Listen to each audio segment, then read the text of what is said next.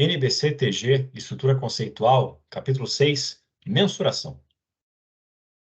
Então, os elementos reconhecidos nas demonstrações são quantificados em termos monetários, e isso exige uma base de mensuração, que é uma característica identificada, por exemplo, custo histórico, valor justo ou valor de comprimento do item, do elemento que vai ser mensurado. Aplicar a base de mensuração ativo ou passivo cria uma mensuração para esse ativo ou passivo e para sua respectiva receita ou despesa. Então, como base de mensuração, a mais famosa que nós temos é o custo histórico, que fornece informações monetárias sobre ativos, passivos e as suas receitas de despesa, utilizando informações derivadas, pelo menos em parte, do preço da transação ou outro evento que deu origem a eles. Então, diferentemente do valor atual, que é outra base de mensuração, o custo histórico não reflete as mudanças nos valores, exceto, por exemplo, na redução ao valor recuperável de ativo ou passivo, né, que tende aí a reduzir o valor desse elemento patrimonial. O custo histórico do ativo é o valor dos custos incorridos na aquisição ou criação do ativo, compreendendo a contraprestação paga para adquirir ou criar o ativo mais custo de transação. Por exemplo, o custo do histórico, o custo histórico do estoque. Quando se adquire estoque de mercadorias para revenda, é o valor daquele estoque adquirido, o valor que se pagou por aquele estoque, mais, por exemplo, o valor do frete, que é um custo de transação. O frete, quando ele é arcado, quando o comprador paga o frete, quando ele é onerado pelo frete. Então, o frete mais o valor da mercadoria, esse junto somado é o valor do custo do estoque. Isso é o custo histórico do ativo. E do passivo é o valor da contraprestação recebida para incorrer ou assumir o passivo menos o custo de transação. Por exemplo, o empréstimo bancário é o valor que foi recebido em dinheiro no banco, né, na conta bancária, por causa desse empréstimo, aí considerando também os custos de transação. Por exemplo, vai ter alguma taxa de administração, vai ter algum valor a mais ali para ser pago. Esse é o custo histórico do passivo do empréstimo neste exemplo. Pode não ser possível identificar o custo, ou o custo pode não fornecer informações relevantes sobre o ativo ou passivo. Então, em algum desses casos, o valor atual do ativo ou passivo é utilizado como custo atribuído no reconhecimento inicial, por exemplo, um bem recebido em doação.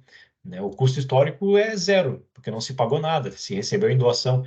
Então, nesses casos, o valor atual do ativo, que neste caso nós utilizamos o valor justo dele, para identificar aquele valor, é utilizado como custo atribuído no reconhecimento inicial. A forma de aplicar a base de mensuração ao custo histórico de ativos e passivos é mensurar o custo amortizado, que reflete estimativas de fluxo de caixa futuro, descontados a uma taxa determinada no reconhecimento inicial. Então, por exemplo, um ativo, quando se investe, um instrumento financeiro, quando se investe num certificado de depósito bancário, se sabe o quanto vai se receber de taxa de juros até o resgate. Então, pega esse valor que vai ser recebido no resgate e traz a valor presente para reconhecer o valor atual desse custo aí, como uma forma de aferir também o custo histórico. E também taxa variável, a taxa, como ela pode ser não conhecida, ela é atualizada a todo momento em que ela vai ocorrendo. Pode ser feita atualização mensal, por exemplo, ao longo do tempo, provisão de juros, redução ao valor recuperável de ativo financeiro e recebimento e pagamento. O valor atual, então, diferentemente do custo histórico, ele não resulta, no preço de transação que deu origem ao ativo ou passivo. A base de mensuração do valor atual inclui valor justo, valor em uso de ativos ou valor de cumprimento de passivos e o custo corrente. O valor justo é o preço que seria recebido pela venda de ativo ou que seria pago pela transferência de passivo em transação ordenada entre participantes do mercado na data da mensuração. Reflete a perspectiva dos participantes do mercado. Então, não é um valor referente à empresa, à entidade. Então, é um valor que se refere aos participantes do mercado. E o ativo ou passivo é mensurado utilizando as mesmas premissas que os participantes do mercado utilizariam, em seu melhor interesse econômico. Então, o valor justo pode ser determinado observando se os preços em mercado ativo, por exemplo, mercado de commodities, bolsa de valores. Se não for possível observar o preço no mercado ativo, pode ser utilizadas outras técnicas de mensuração, como, por exemplo, o fluxo de caixa, trazer valor presente pela estimativa de fluxo de caixa e entre outras possibilidades. O valor em uso de ativo e valor de cumprimento de passivo, o valor em uso é o valor presente do fluxo de caixa ou outro benefício econômico que a entidade espera obter do uso do ativo e da sua alienação no final do período, e o valor de cumprimento é o valor presente do caixa ou de outros recursos econômicos que a entidade espera ser obrigada a transferir para cumprir a obrigação. Então, como visto, né, tanto o valor em uso quanto o valor de cumprimento se baseiam em fluxo de caixa futuro. Eles não incluem custos de transação incorridos ao adquirir o ativo ou passivo. Eles incluem o valor presente de quaisquer custos de transação que a entidade espera incorrer na alienação final do ativo ou no cumprimento do passivo, como, por exemplo, uma propriedade para investimento, se ela é avaliada ao custo, né, ou melhor, até um ativo imobilizado, ele é avaliado, digamos, pelo valor em uso, quando a gente se estima o valor em uso do ativo imobilizado, se faz uma estimativa dos fluxos de caixa que vão ser recebidos ao longo do período de uso e também do valor da alienação final, ela é trazida ao fluxo de caixa a valor presente para se determinar esse valor atual, então, que é o valor em uso. O valor em uso e o valor de cumprimento refletem premissas específicas da entidade. Então, é a entidade que faz as suas premissas para avaliar o valor desse ativo, diferentemente do valor justo, que é o mercado, são os participantes do mercado. O valor em uso e o valor de cumprimento não podem ser observados diretamente e são determinados utilizando técnicas de mensuração baseadas em fluxo de caixa, portanto. Custo corrente é o custo do ativo equivalente na data da mensuração, compreendendo a contraprestação que seria paga na data da mensuração, mais os custos de transação que seriam incorridos nessa data. E o custo corrente passivo é a contraprestação que seria recebida pelo passivo, equivalente na data da mensuração, menos os custos de transação que seriam incorridos nessa data. Aqui, o termo-chave é na data da mensuração. Aquele valor o valor que estaria valendo na data da mensuração é o valor de entrada, ele é um valor específico da entidade, é o preço no mercado em que a entidade adquiriria, o quanto a entidade estaria disposta a pagar por aquele ativo ou incorrer naquele passivo. Então, é diferente do valor justo, do valor em uso e do valor de cumprimento, que são valores de saída. Então, reflete condições na data da mensuração. O custo corrente de ativo usado pode precisar ser estimado, ajustando o preço corrente de novo ativo para refletir a idade atual e condição do ativo mantido pela entidade. Por exemplo, um ativo mobilizado que esteja em uso. Se eu quiser mensurar, aferir, medir o valor, o custo corrente dele, eu posso considerar um ativo novo e reduzir por alguma depreciação que eu possa submeter o item na hora do cálculo. Tabela 6.1, bem interessante aqui na página 42, ela tem um resumo das informações fornecidas por base de mensuração específica.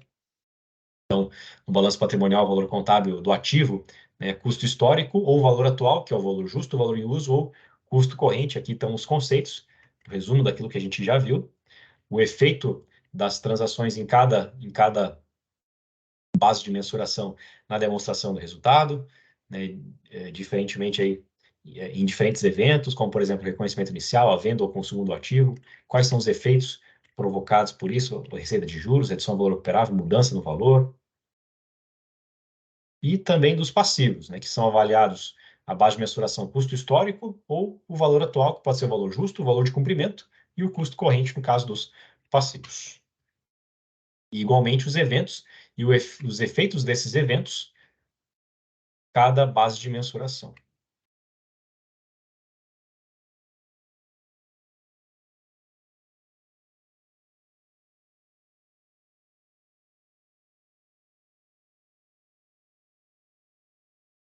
Vamos praticar um pouco? Então, você pode, para responder as questões, parar o vídeo, pensar um pouco na resposta. Se preferir, podemos continuar o vídeo e vamos responder juntos. Questão 16, para analista contábil do Ministério Público Eleitoral de Rondônia. Questão 16, o valor que seria recebido pela venda de um ativo ou que seria pago pela transferência de um passivo em uma transação não forçada entre participantes do mercado na data da mensuração corresponde ao conceito de valor justo. Alternativa B, gabarito, portanto, da nossa questão 16. E a questão 17, se você quiser pode parar o vídeo agora e tentar responder, ou podemos prosseguir tentando responder aqui sobre a alternativa correta, tanto do reconhecimento quanto da mensuração. Alternativa A. A existência física é essencial para caracterizar um ativo. Falso. Na verdade, o ativo pode ter existência física, pode ser um bem corpóreo, ou pode ser um bem incorpóreo, um ativo intangível. Então, a existência física não é essencial para caracterizar um ativo. B. O custo histórico é o critério para a mensuração de ativos não monetários. Nem sempre. Pode ser o valor justo, por exemplo, se aquele ativo não monetário, um ativo imobilizado, por exemplo, né, uma entidade recebe um carro de presente, um veículo, e esse veículo veio por doação. O custo histórico é zero, não pagou nada. Então, ele vai ser mensurado pelo valor justo. Então, o custo histórico não é o critério para mensuração, isso torna incorreta aí a alternativa B. C. Um item que não atende aos critérios de reconhecimento como ativo deve ser reconhecido como conta redutora em outros resultados abrangentes no patrimônio líquido. Nada a ver. O item que não atende critérios de reconhecimento do ativo não deve ser reconhecido em lugar nenhum, nem como ativo, nem como qualquer outro elemento, porque não atende também a definição dos outros elementos. D. A mensuração de um ativo pelo seu valor atual engloba o valor justo, o custo corrente e o valor em uso. Esse é o gabarito da questão. Correta a alternativa D, portanto.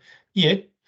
O custo corrente é a base de mensuração de ativos em que estes são avaliados pelos montantes de caixa ou equivalentes de caixa que poderiam ser obtidos pela sua venda em forma ordenada. Aqui, na verdade, é o conceito de trocar custo corrente por valor realizável, né? O custo corrente é a base de mensuração de ativos conforme a medição, a mensuração na data da demonstração. Né? O valor para adquirir aquele ativo na data da mensuração. Vamos para o próximo vídeo sobre o capítulo 7. Então, vejo vocês lá. Até lá.